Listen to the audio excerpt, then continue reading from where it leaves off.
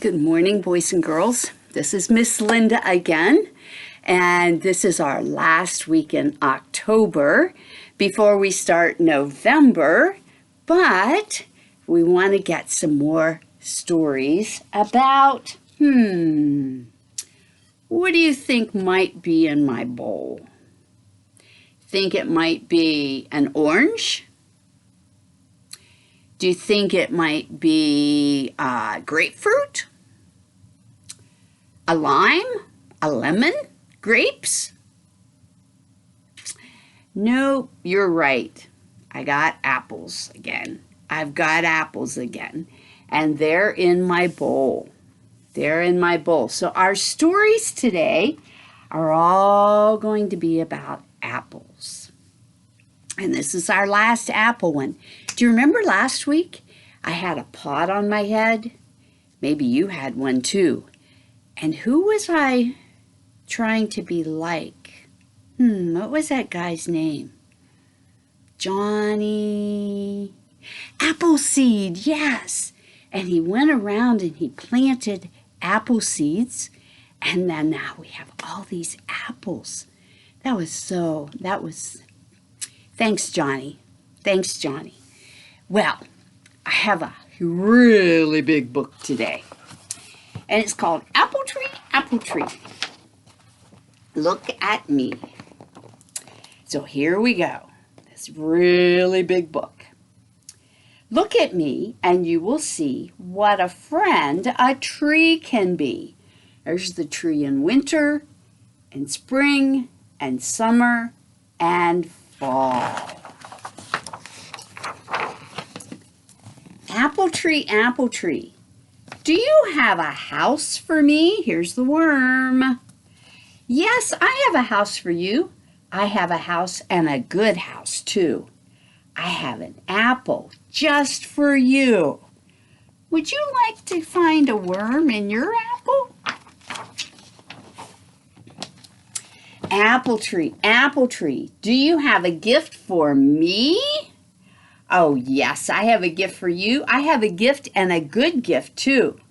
I have an apple just for you.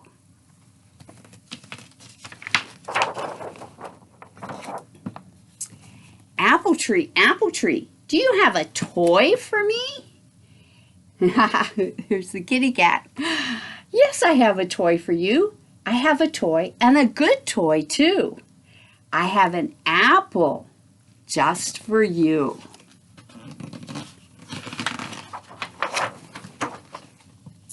Apple tree, do you have some fruit for me? Here's the baker. Oh, looks like he makes pies. Yes, I have some fruit for you. I have some fruit and good fruit too.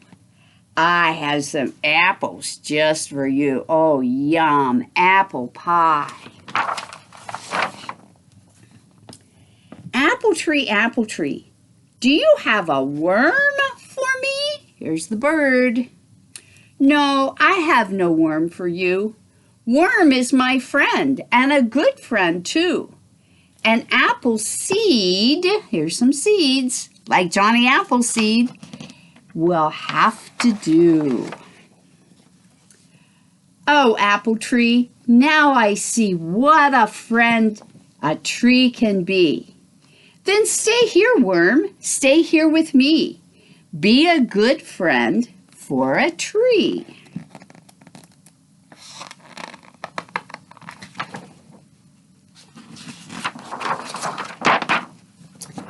Oh, no, I have to go. See my apple? I will fall. Then I will have no house at all. Just one apple? That is all. Just one more, and it will fall. Because it's winter. Now I have no house. I have no toy. I have no good gift for a boy, said Tree. I have no fruit. I have no seeds. I have no good friend just for me. 'Cause it's winter time. Look, he's got his earmuffs on. Tree, I know what I can do. I can grow a friend for you. Look, tree, here is the snow. You have to sleep. I have to go. Sleep, tree, then you will see a good friend for an apple tree. So the worm's going to do something. Oh, look, a little tree. There it is.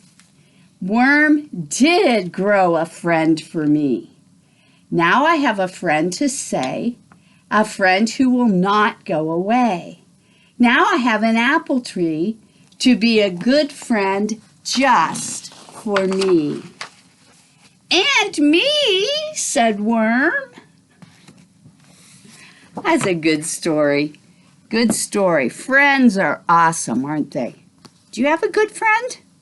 What's your good friend's name? Do you play together? I bet you do. I bet you do. I have another book called The Apple Tree. It's another tree book. Grandpa gave Beth and Michael an apple tree. They planted it next to the wall, watered it, and waited.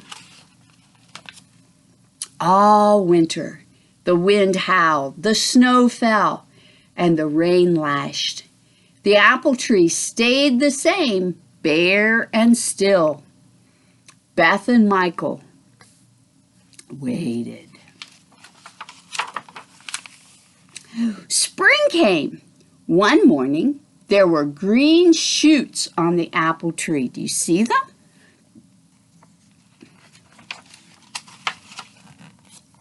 The green shoots turned into leaves, shiny and new. Then there were blossoms, pink and white. Bees buzzed busily all over the tree. Beth and Michael waited. What are they waiting on? Yes, they're waiting on apples, aren't they?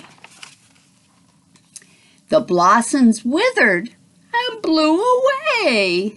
Oh, that's sad. In their place, there were fat bumps on the stalks, which grew and grew and grew into apples the size of marbles, then the size of ping pong balls, and then the size of tennis balls. Beth and Michael waited. At last the apples were ready, big and round and red. We'll pick them tomorrow, said Beth and Michael. But that night, a hungry possum sneaked up. And there's going to be a problem. Scrunch, crackle, slurp. Oh, no. He ate the whole lot, stalks, seeds, and all. Boo. Michael didn't get any apples. And Beth didn't get any apples. The possum got them all. Boo-hoo. Oh, that's a sad story. Let's find another story. Here we go. Red pandas, candied apples. Have you ever had a candy apple? Or a caramel apple? Or a caramel apple with nuts? You start with an apple and then you dip it in candy. Or you start with another apple and you can dip it in caramel. And then when you dip it out of the caramel, if you want, you can also dip it into nuts. Ooh, it's so good. Red Panda's candy apples. Red Panda is selling candy apples. Look, he has 1, 2, 3, 4, 5, 6 candy apples. He made them himself. They are delicious and very sticky. Yes, when you eat them, you're always licking your fingers. They're very sticky. Rabbit is his first customer. He gives Red Panda some money. Red Panda counts the coins and puts them in a jar. But Red Panda is sad to give Rabbit the candy apple. He's not very good at selling things he would like to eat himself. Lick, crackle, crunch. Rabbit's eating his apple. Hedgehog is Red Panda's second customer. He takes a long time to choose which candy apple he wants. This one, or this one, or this one, or this one. Finally, he points to the biggest one. Have you ever done that? That one is my favorite, says Red Panda sadly. Oh, bet he doesn't want to sell that one either. Red Panda's next customer is Mouse.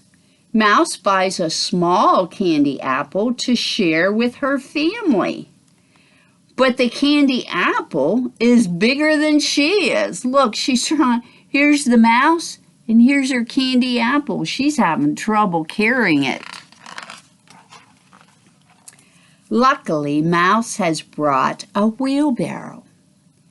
Red Panda's coin jar is filling up. He treats himself to a candy apple to celebrate. Lick, crackle, crunch. Now there is only one candy apple left. Duckling and Bush Baby both want to buy it. You could share, suggested Red Panda. But a candy apple has only one stick, and half a candy apple is no fun. Duckling and Bush Baby fight over who will get the candy apple. Oh no, the coin jar has fallen over. Bush Baby cries. Duckling feels bad. Red Panda cleans up the coins. You can have it, Duckling said to Bush Baby. Oh, that's kind. What's this? Sneaky Red Panda. He has kept another candy apple aside for himself.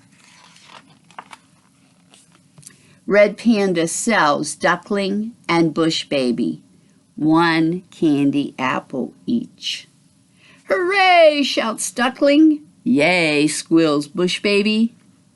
Lick, crackle, crunch. The candy apples are delicious, and the coins are very sticky. Aww. But wasn't Red Panda kind?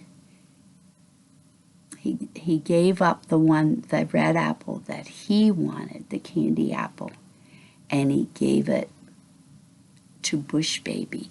So Bush Baby would have one and Duckling would have one.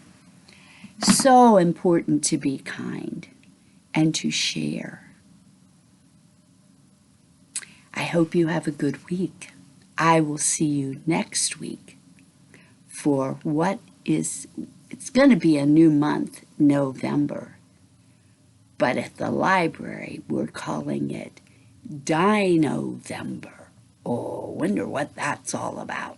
You'll have to turn in next week and find out, or stop by the library starting on Monday. You have a great week. This is Miss Linda. Have a great week. Bye-bye.